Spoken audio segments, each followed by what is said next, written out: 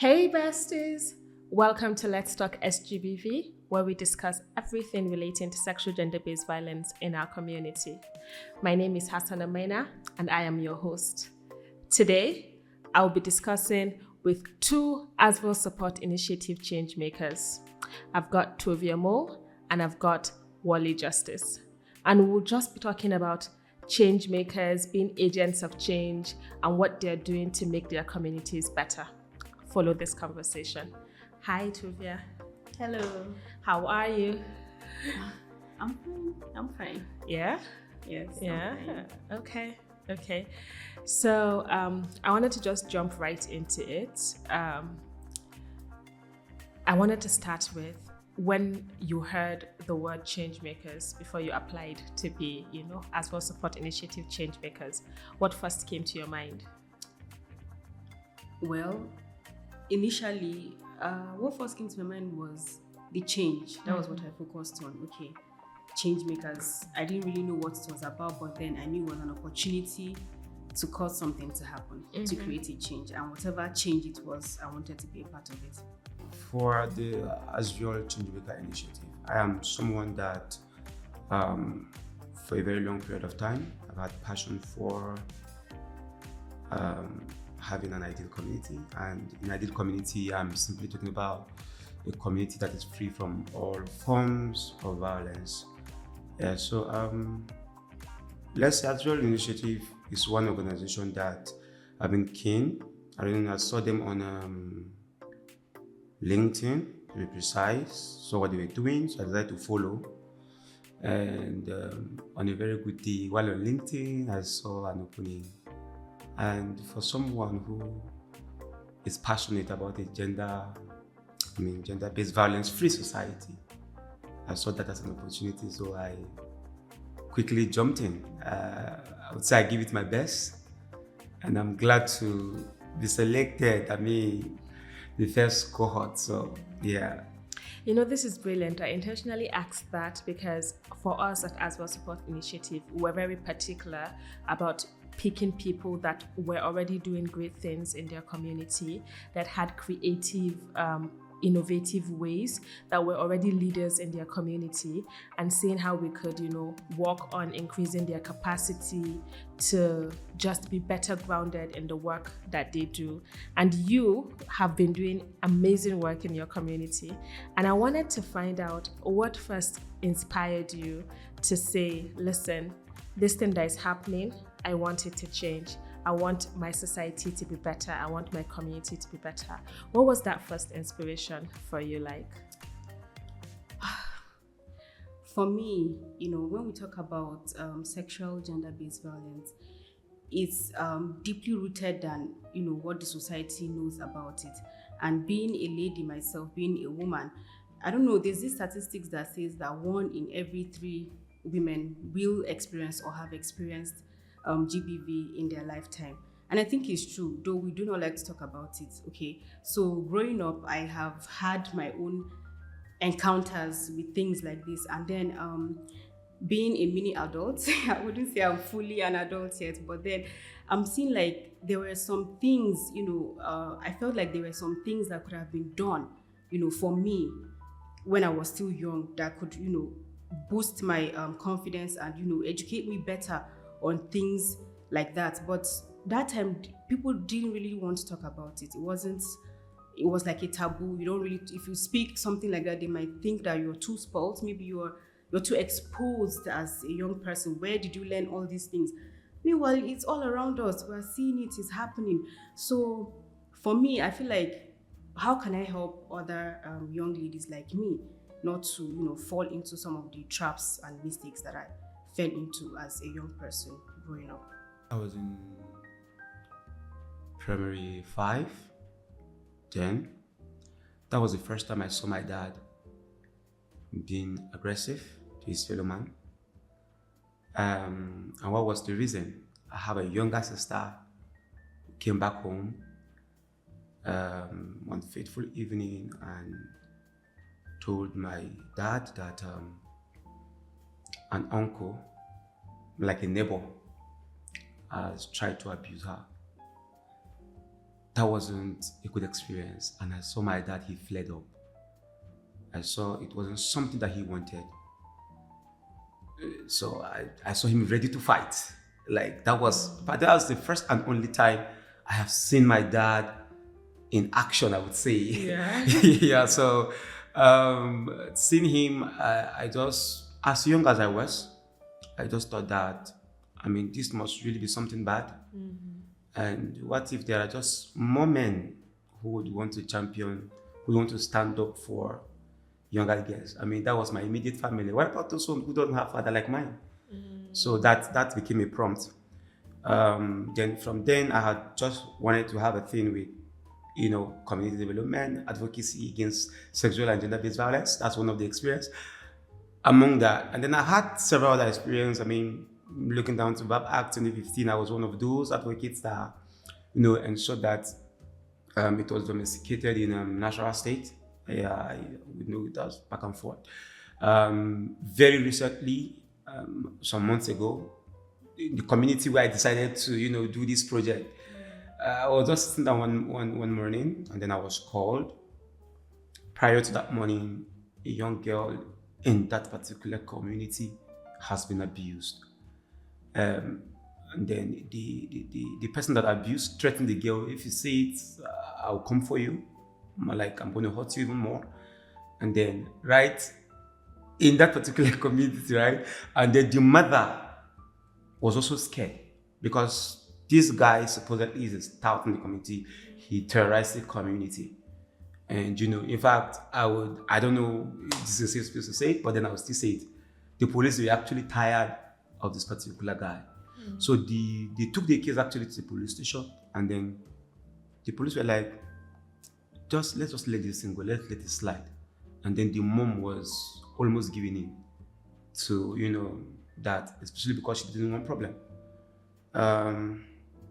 Somebody within that community who knows me very well and know what the things I do, especially around gender-based violence, reached out and said, Justice, how are you? Fine. There's a case in this community, and then you know this place very well. What's it? And they told me. I came to the police station, and the first thing I asked is, I want to meet, where's the gender desk? I want to talk to the gender officer here in this.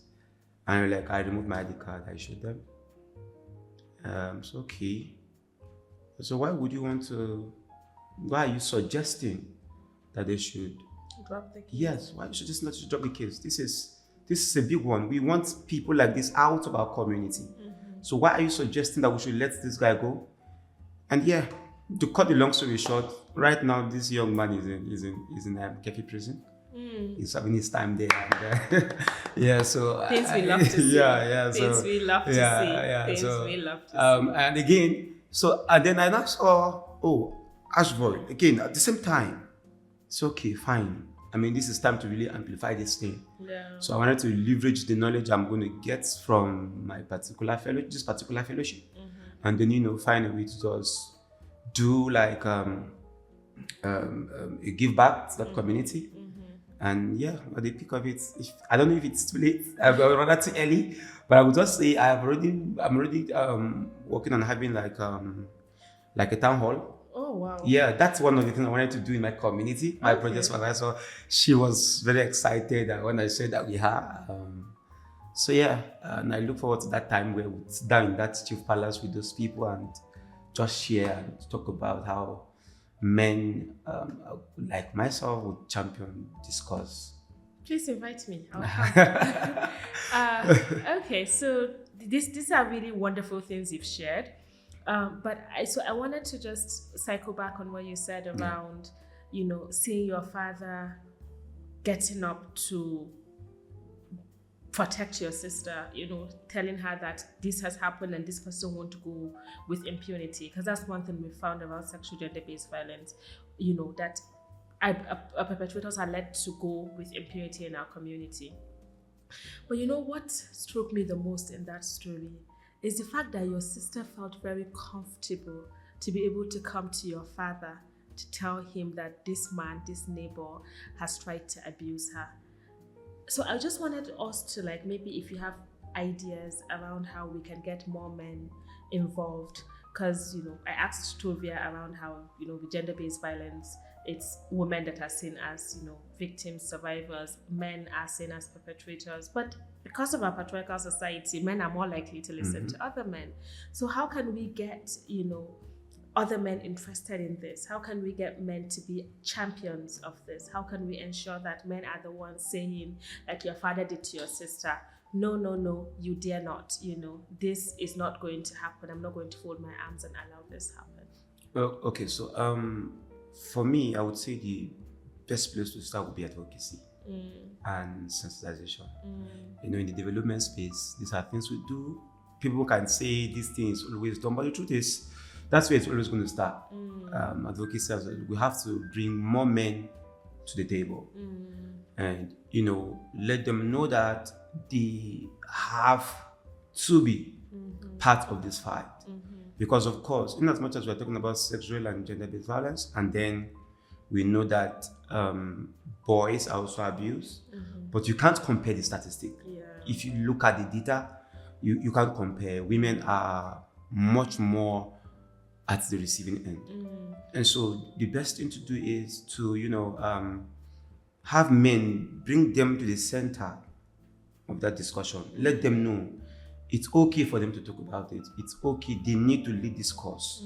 They need to learn to raise boys. So for me, if I didn't see my father at that time do that, I believe there wouldn't have been a turning point. I also have a friend of mine who runs an organization that deal with raising boys to become active social change agents. And so our partner with her, quite a number of times when we're doing the boys conference, we go there. It's strictly boys thing. So we just come, we talk to them. So if you look over time, what have happened is, if you're discussing gender-based violence, you bring a lot of women because we believe that they are the ones that are the receiving end. But the truth is that these ones that are the recipients, the perpetrators who are Muslim men, are always kept outside. And then when you share this knowledge to these women, who will they go and tell? Who will they go and tell? Because who listens to women? Yes. Let's be practical.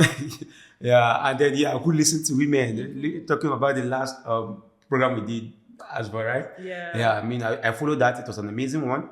So let's have men at the table. Let them be. They should be part of the conversation. And I think that's one of the things for me that I have. That for me, I really want to do. I want to have more men, more young men come like myself, champion this cause. I would say this. I'm from a community where this act of violence is something that is really troublesome. I would be very honest with you. And this is because this thing works hand in hand with drug abuse. So where there are prevalent cases of drug abuse, there's often prevalent cases of sexual and gender-based violence. I'm working with young men within that community to make sure, okay, let's cut the cycle. And then when you're cutting the cycles, you to be champions. And I can tell you right now, you don't want to know after that first incident. A lot of boys are like, wow, there's somebody that, if you try this, we'll go and tell justice. Justice will come and justice with this. So that's it. So men should justice. Start from the place of self. We do great things because it's now about me. How can I ensure that what the obstacles that I face in life, I smoothen it out for other people? And I think that's very noble. So do you want to maybe tell me about your work, about the things that you do? Okay, so currently I lead several initiatives with the Ilimi Children's Fund. We have GBV projects targeted specifically at secondary schools.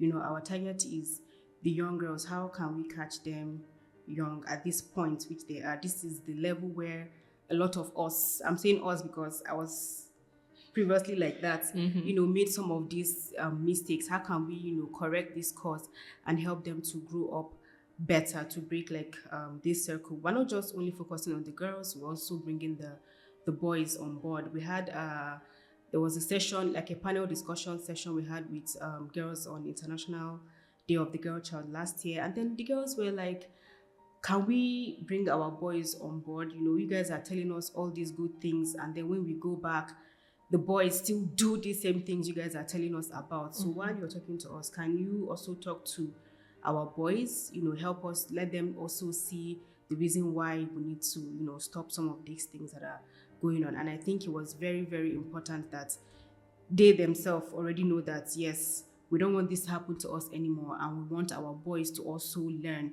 the same thing that we're learning so that we can both be, on the same path towards breaking this circle of violence around us.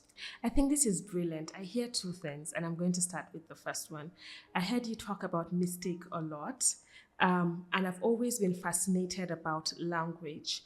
And I think for me, I've been fascinated about language when I handled my first case of sexual gender-based violence. And this was a girl that was around 11, and she was telling me about how her uncle was raping her. But this girl used the word affair. She said she was having an affair with her uncle. And I understood that it was the language that was used around that time. I understood that language has power, and that sometimes language gives people the idea that both of you are in something together, even when you're not. And there's nothing wrong about it. So this person feels she's having an affair with her uncle, while her uncle is actually raping her. So I wanted to just cycle back on when you talk about mistake, and when we say, oh, girls commit mistake, or girls get into mistake. And I know that sometimes we talk about it in the aspect of maybe harassment or assault, or what is it that as a girl you could have done to prevent it. But we often end up saying that with sexual violence, there's just, you can just be the perfect victim. You can dress right, you can look right, you can speak right, you can, be in church, in the mosque, wherever you are. If people want to violate you, they violate you everywhere. So I'm just wondering, why the choice of the word mistake? Do you want to maybe just talk about it? Yeah. Okay, for me, when I'm talking about mistake, I'm talking about the things that could have been prevented. For example, this is not a GBV case. I'm just going to give a brief example. Growing up, right, I was told that when a woman is pregnant, it means your tummy is big, right? Well, I didn't know how that happened. So my idea of pregnancy is whenever I see a big tummy, I assume the person is pregnant. So as a child, when I go to a neighbor's house and I eat, my tummy would be big, right? Then I would be scared. I wouldn't go home, because I feel like my mommy will beat me because I'm pregnant. I've heard them have discussions about, oh, that girl, one girl like that, she's pregnant, she's a bad girl. I've heard things, and then they kept on repeating in my head. So I would stay in the neighbor's house until my tummy calms down. There was no way I would go back home. I was scared. You see, some of these things, in as much as I was a child, my parents or the people that were my caregivers at that point, felt I wasn't ready to know what actually happens. But then it was traumatizing for me. Then I was always scared of committing. I didn't want to be pregnant. This is something wrong and I don't want to do it. But I didn't know how somebody could get pregnant. That was coming from the angle of when I'm saying mistakes. If I was educated the right way, I would know the right things. Yeah, you would have agency and power. And like you said, this girl thinks she's having an affair. Her parents might have actually told her some certain things, but they didn't call it what it is. Yeah. Right? There was this story I heard that is graphic. I don't know if it's okay for me to say. Yeah. So I was told that there's this young child that a man was, a predator was preying on her. And what he was telling her is to play with his male organ. He called it the monkey. Make the monkey, what did he say? Make the monkey cry or something like that. That was what he was telling the child to do. So keep playing with the monkey until the monkey cries. Do you get? And then this child, because she knows her private organs, the parents were not calling it the name. She doesn't know what it's called. They maybe call it BB, PP, or this, that. So any name could work. So when this man called it a monkey, it sounds fun. It's okay. Kids know what monkey is. Okay, this can be a monkey. Let's make this monkey cry. And then she kept on playing with the monkey. But in a case where you educate a child and they know what it is, right, they will be better informed. And then when you're telling them some certain things, they can tell that this is not what my mother told me. And you can also teach them about boundaries. Exactly. I think this was a very important story that you shared. And thank you for sharing. But I also had another thing when you were talking previously. You talked about also educating boys. And I think this is very important, because even at as well support initiative, we believe that we have to equip the community. So sexual gender-based violence has often just been talked about from like the women's perspective, so women are victims or survivors, men are perpetrators.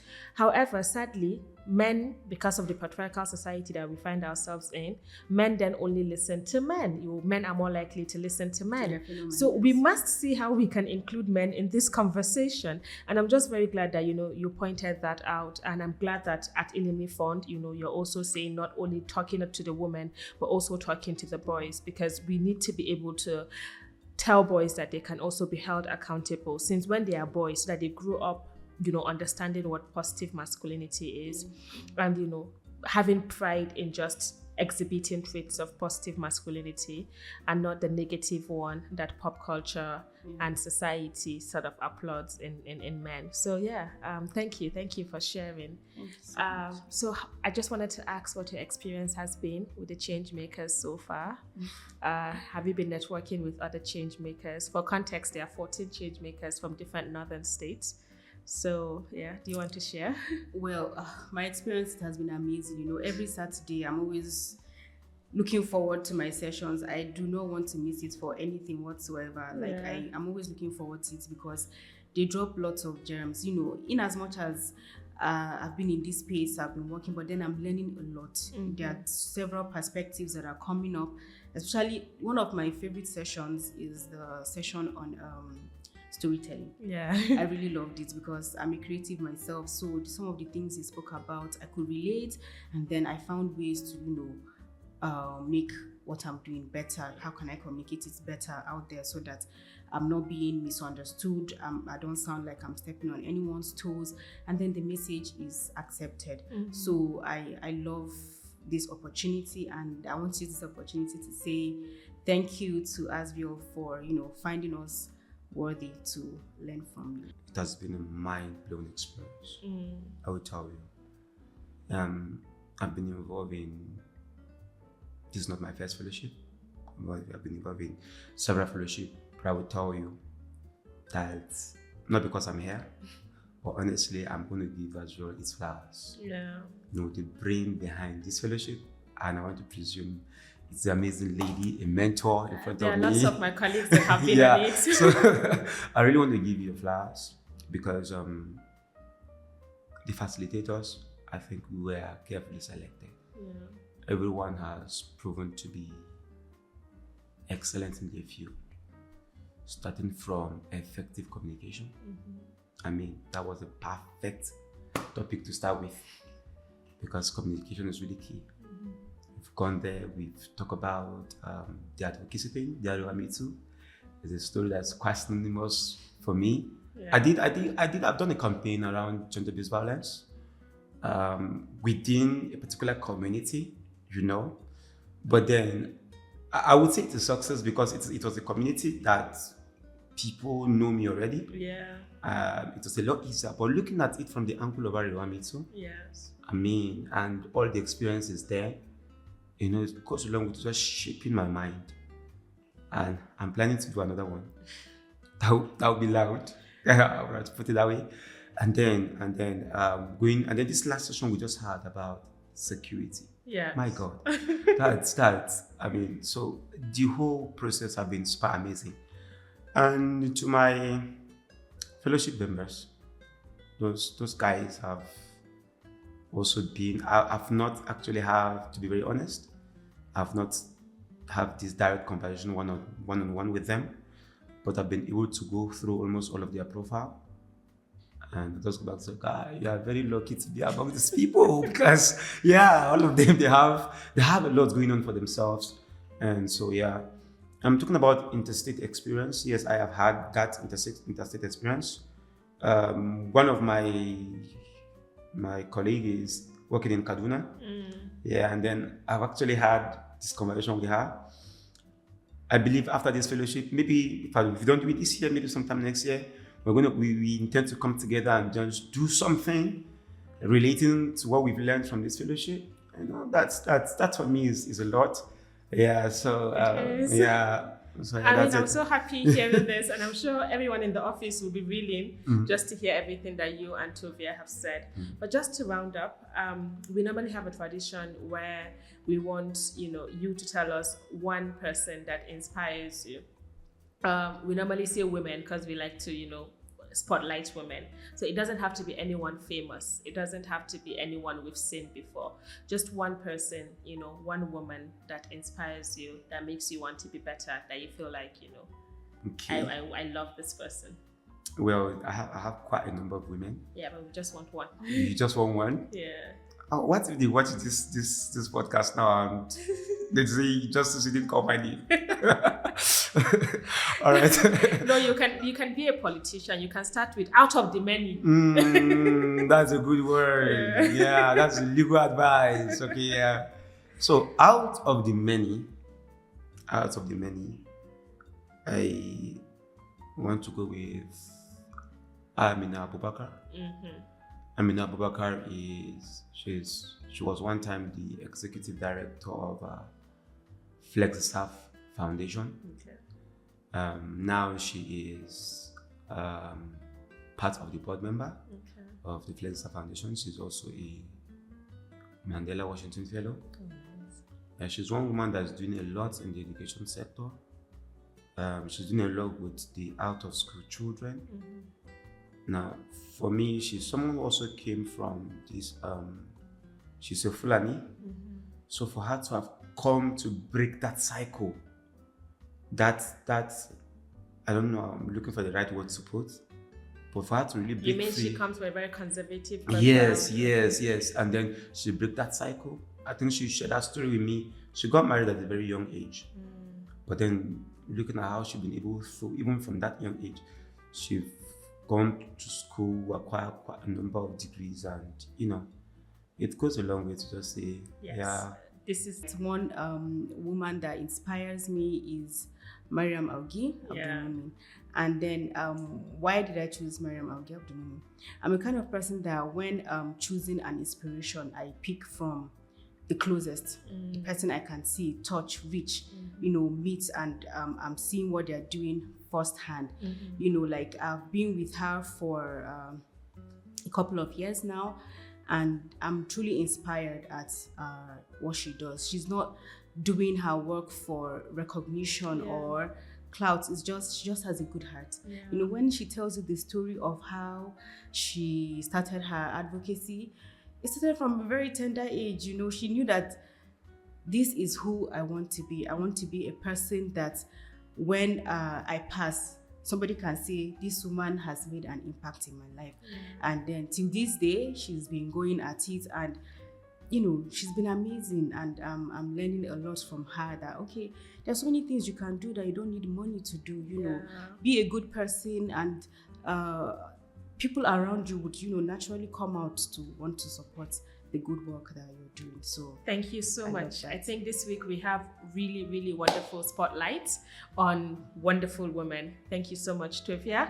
And thank you so much, Justice.